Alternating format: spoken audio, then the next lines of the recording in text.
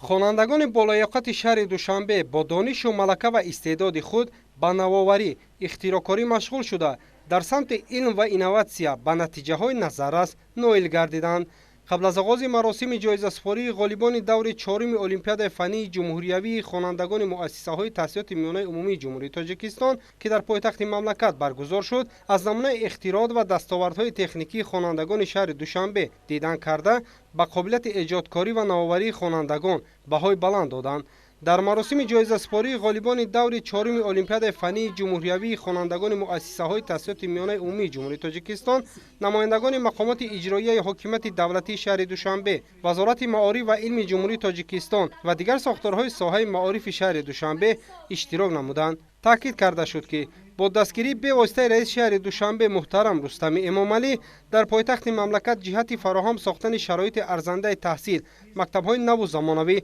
ساخته شده، سطح و صفت تعلیم و تربیت و سویه دانش خوانندگان بهتر گردید. این است که خوانندگان مکتب‌های پرزیدنتی، لیسه‌ها و مؤسسه‌های تحصیلات میانه عمومی پایتخت در المپیادهای بین‌المللی فعالانه اشتراک کرده جایهای افتخاری را صاحب می‌گردند. امروز با ابتکار مقامات اجرایی حکومت دولتی شهر دوشنبه مراسم جایزه سپاری غالبان دور چهارم یعنی جمهوریوی المپیاد فنی خوانندگان مؤسسه تحصیلات میانه عمومی جمهوری تاجیکستان تشکیل و برگزار گردیده است. مقصد از برگزار نمودن چهاربینی مذکور این هوسمند نمودن خوانندگان مؤسسه‌های تعلیمی به علم آموزی و با راههای و طریق کارهای علمی مشغول شدن به دانش اندازی آنها به حساب می‌رود که یکی از سمت‌های اساسی سیاست امروزه دولت حکومت کشور به حساب می‌رود. امروز در مراسم امروزه غالبان المپیادهای جمهوریوی خوانندگان مؤسسه تحصیلات میانه عمومی جمهوری تاجیکستان اشتراک دارند. قابل تذکر است که در المپیاد جمهوریوی خوانندگان مؤسسه تحصیلات میانه عمومی که در 6 دور برگزار گردید، خوانندگان مؤسسه تعلیمی شهر دوشنبه فعالانه اشتراک ورزیده سزاوار 663 جایهای افتخاری گردیدند که این در بین منطقه‌های جمهوری سزاوار جای اول دانسته شد. خوانندگانی که عین حال در آزمون مذکور اشتراک کردند و سزاوار جایهای یکم، دوم و سوم گردیدند، طریق امتحان‌های مرکزگزاری داخلشوی که از جانب مرکز ملی تحصیل نزد پرزیدنت جمهوری تاجیکستان برگزار می‌گردد با آنها خال‌های امتیازی برای خوانندگانی که جای یک را اشغال کردند سزاوار 100 خال و خوانندگانی که جایهای دو را اشغال کردند سزاوار 75 خال و خوانندگانی که جای سوم را اشغال کرده سزاوار 50 خال می‌گردند و این خال‌ها هنگام سپاریدن به امتحان‌های مرکزگزاری شدن داخلشوی و خال‌های عمومی آنها ضم کرده می‌شود.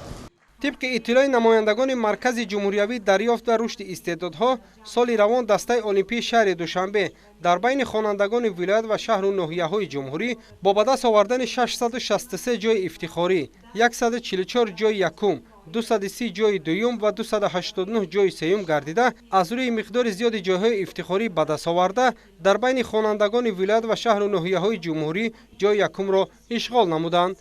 من سمیه واسمان خواننده صنف 11 مؤسسه تحصیلات میانه عمومی رقم 60 ناحیه سینای شهر دوشنبه میباشم.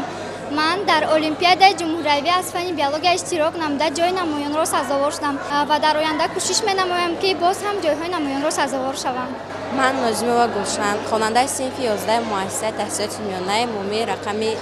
40 ناحیه فیض‌آباد میباشم. ما خوانندگان باید کوشش کنیم که دولت خود را به پیش بریم و همیشه در آبادانی کشور خود باشیم. من امسال از فن شیمیا اشتراک نموده و سزاوار جای سوم گشتم. در وضعیت تنتنوی غالبان المپیادهای جمهوریوی و بین‌المللی مسئولان معارف ناحیه‌ها از جمله آموزگاران و خوانندگان پایتخت با سپاسنامه و افتخارنامه‌ها و تحفه‌های مالیوی وزارت معارف و علم جمهوری تاجیکستان قدردانی کرده شدند. در فرجام چهاربینی با مقصد بالیدروهی اشتراکچیان برنامه رنگین کنسرتی نمایش داده شد.